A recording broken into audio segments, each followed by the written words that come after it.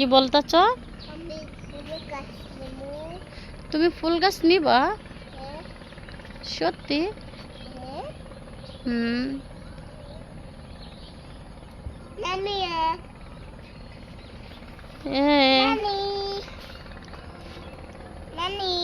জি। ফুল গাছ। হুম। ওটা আম গাছ। হুম। ওটা ফুল ডালিম গাছ। হুম। ওটা ফুল গাছ। হুম। ওটা ফুল গাছ। হুম। ওটা ফুল। হুম।